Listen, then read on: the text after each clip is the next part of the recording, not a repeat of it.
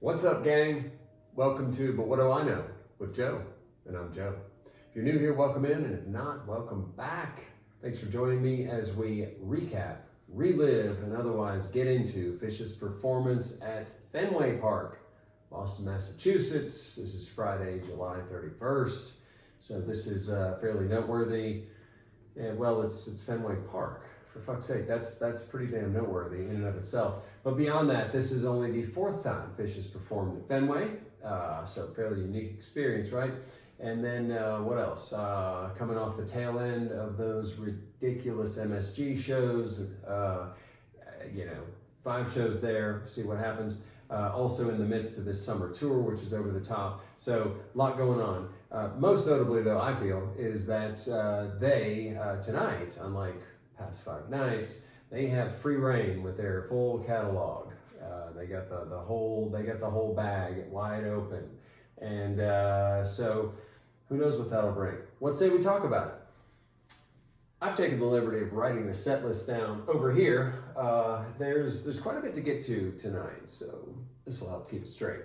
So set number 1, right out of the gate with Carini.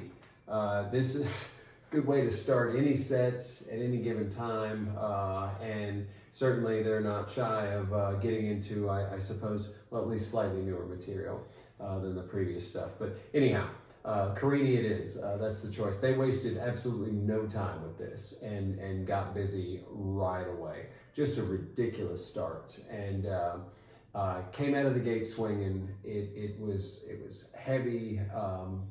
Right away. It's a darker song to begin with, so it lent itself to that. There was a dark aggressiveness to the jams, but in classic fashion, that gives way to this soft peacefulness and just incredible flow. We started the whole night with a musical journey, and this was, not over the top, but like 18 minutes or so, something like that. It was a strong jam straight out of the gate. And they let the music do the talking. Really nice. And they had some sort of crazy drop in out of a jam right back into the song, finished it up. It was outstanding. So moving on, song number 2, Everything's Right. I've got a lot of abbreviations. Hopefully that's okay. Everything's Right. So I think there's some folks who don't much care for this tune.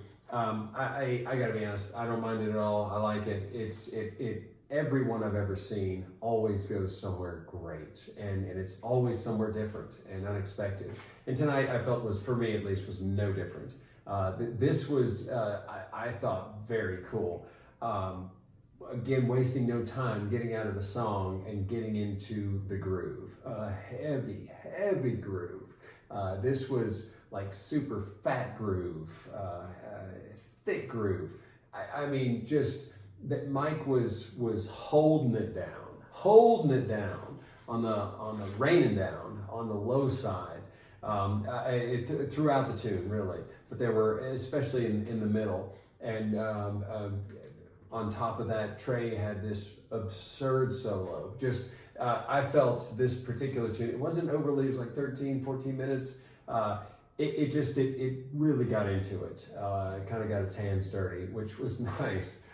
So yeah, definitely cool stuff all the way around. So this, after Everything's Right, this ridiculous, over the top, smooth transition. I mean, butter, just smooth, dropped right into Back on the Train. I would encourage anyone to go back and check that out. Extremely cool. They do it a lot. They make it look so simple, make it sound so simple. So anyhow, Back on the Train. Very cool to see this tune anytime. Gets you going, gets everything kind of pepped up and whatnot. Again, coming off a smooth transition and 2 very cool jams ahead of this. That's like a half hour or so of music. So Back on the Train, we're rolling with that. There's nothing over the top about this. It's they jam it out. It's a lot of fun. It's pretty standard, like 7 minutes or so, and yeah, tons of fun. Really cool, fun all the way around. And this they finish up Back on the Train and proceed right into Free. So it's clear there it doesn't matter when they played tunes last. They're playing whatever the fuck they want to play. I think they've established that. I've brought it up a number of times. they seem to be definitely on that particular path today. So Free, yes, that they get started into Free. There's a bit of a hiccup early on, some timing or something. I don't know. They sort it out. They move on, and they jam the tune. Tonight was sick. It was funky, big time funky for sure. Just a solid performance. They got into a Trey soloing again, really just raging, and pretty concise, nothing over the top. It's like 8 minutes, so they didn't really jam this one out. Nothing wrong with that. Back on the Train and Free, both of those, fairly straightforward. And after that, it's all good. Again, very cool. Free gives way to Kill Devil Falls. So again, we're rolling with the new tunes. Some people have their favorites. I've always enjoyed this. Similar to Everything's Right, the ones that I've seen, certainly in recent years, all seem to go somewhere. Now, usually it's something fast-paced and a little bit of modulation and key changes and whatnot, which is always fun. And anyhow, tonight was interesting. They got into it, and this was like over 14 minutes. So it was they let the jam develop and just ripped into it as per normal. But the jam again developed and things changed a little bit. It was high octane for a while, just all gas. And they reached a point where it softened. It got really peaceful and slowed down. This slower, softer section, if you will. And then then right back into it. So there's a lot of ebbing and flowing there. And then they come back and finish the tune. Really incredible. I mean, strong. I was wondering would they end the set with that. Time didn't seem right. But anyhow, they finished that, and actually Trey comes up to the mic and thanks everyone. Thanks, I think thanking us, right? But anyhow, and talks about playing Fenway, what that's like. God can only imagine. But anyhow, they're clearly amped and super happy to be there. So what better way to thank everybody than to go ahead and close the set with Harry Hood. So that's what they did, and that is the end to that first set. This was great Hood. It stayed pretty close to home. They didn't deviate too much in terms of the jam. Just really played it out and jammed it out. It was a lot of fun. Very powerful end to an otherwise just awesome set. So set one in the bag, Carini all the way to Hood. So this is a strong start, straight out of the gates. This particular set, there's really no swag here. I mean, this is all great stuff. These first two tunes are outstanding, and the middle two are a little more standard, but so cool, tons of fun. And then the last two, really cool as well. That Kill Devil Falls and Harry Hood, come on. So anyhow, first set in the bag. Little breather, and then we come back with set number 2. And what better way to get started on that set than with what's going through your mind straight out of the gate. So sensing a bit of a pattern here. I don't know if you are, strong set openers. What's going through your mind? I love this song. It's so awesome. It's a cool story. The music is cool. The jam is always goes somewhere awesome. So this is a very strong start. Great way to kick things off. This one was sick. It got spacey pretty quick right out of the gate and into the jam and everything.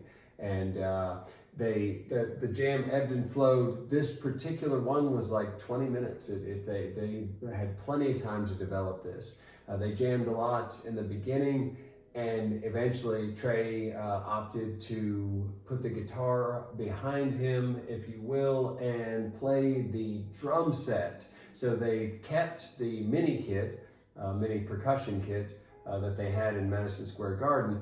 Thank God. I think it's a fabulous move, and hopefully they keep it permanently.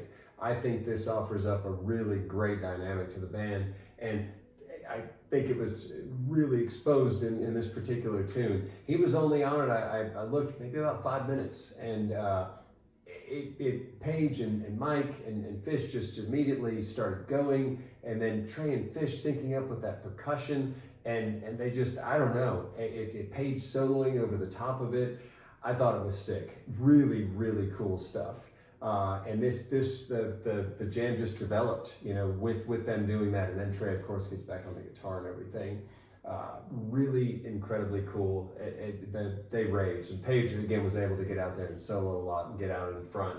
Extremely cool. Strong start to the second set and a good continuation of this. So next up, and it cannot be overstated, the drop in from what's going through your mind into Fuego.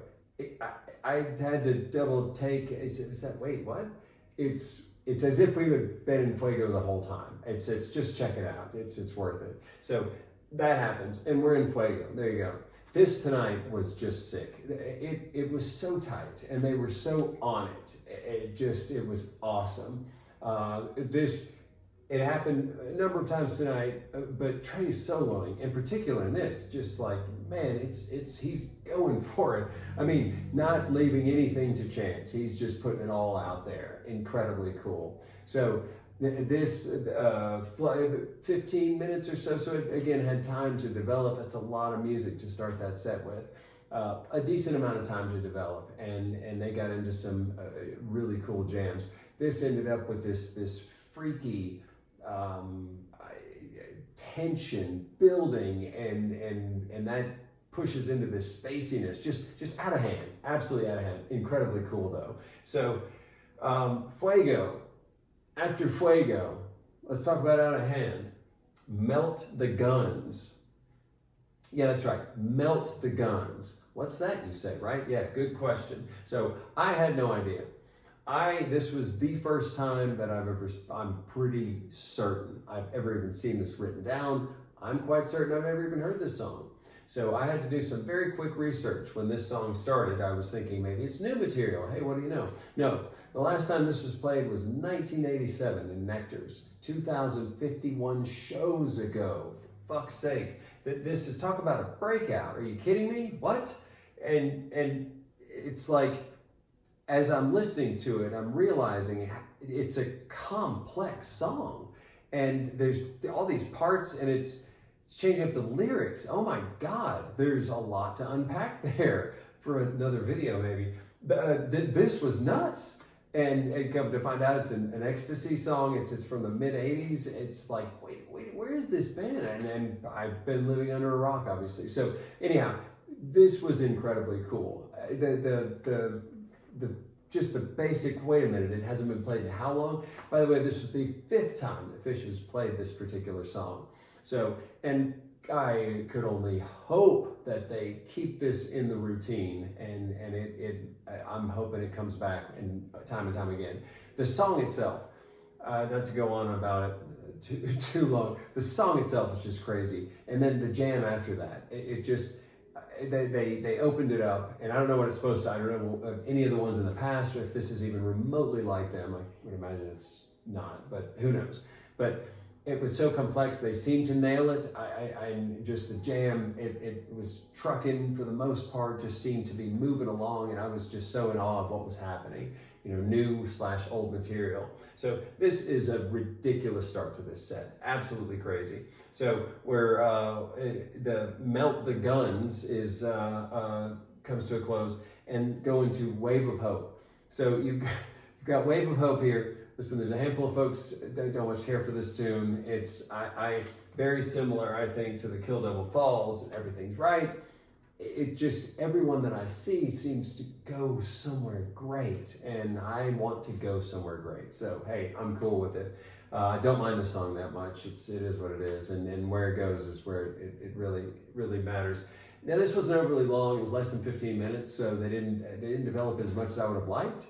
We'll get to that in a minute. And but it escalated quickly right out of the tune, and it escalated quickly, but it took a while to develop. If that even makes sense. But they took their time with it. They developed it. It got to this I would say sort of freaky, heavy, intense, spacey part, and then dropped right into Golden Age.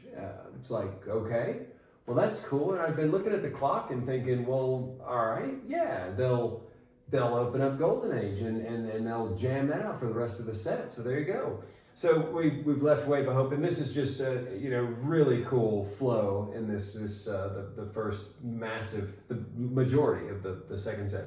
Golden Age. We're rolling through that, go through the song, and get into the jam. It's awesome, and then 6-ish minutes, but less than 7 minutes in, I hear Trey playing Antelope, the notes and opening notes, and there we go. We're moving on. So run like an antelope. That's how we're going to close the set now. So it's not to go on about it. I didn't understand the whole point of that. Man, give that time to Wave of Hope and another 6 minutes on that. Wow, that could have developed into some God only knows what. But what do I know? So we're in Antelope now. It's best to focus on the now. Let's don't live in the past. So Antelope. It's Antelope. It just, it's reliable. It gets you where you need to go. This one it raged. It was aggressive. It just incredibly cool, massive peak, awesomeness, incredible close to this set. So what's going through your mind through Antelope? Set number 2 in the bag, and whoa, Jesus, that's a badass set. Aside of the ridiculousness of Melt the Guns and having a breakout like that I'm having to learn about, and honestly it's exciting just to damn man, I'm going to find out more about this. The jams on the front half of that, and the Wave of Hope, don't sleep on it. The Golden Age is cool. It's like, again, why bother? It's cool to listen to, but it's as soon as it's there, it's gone. But then Antelope is righteous. So anyhow, set number 2 in the books. Taking a break, and we are back with the Encore's Life Beyond a Dream. So we had 5 days of very few of those, well, because I guess the ballads didn't really exist. There weren't so many. But I like this song. I really like the lyrics. The music is beautiful. It's just great, and it's typically after a great show, and you're basking in the glow of that. And this was nice. It was fun. The thing really that I like about this is, now, generally, not always, but generally speaking, I think you're safe to say that as you're hearing it, and I'm stoked because I'm about to hear something that really is just going to be fucking awesome. And that's not exactly how it played out this evening, as they opted to shut it down with S.A.N.T.O.S.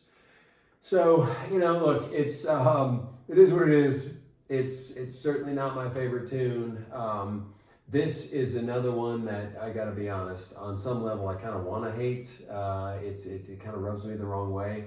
Whenever I'm at a show and they play it, I will be right up there screaming with everyone about what space smells like and all that shit. It's infectious. The band clearly enjoys it, and most of the fucking people there are going ape shit. I mean, it sucks, but it's hard, Yeah. So anyhow, and at this point, I gotta be honest, I don't give a shit what they. I don't give 2 shits what they played.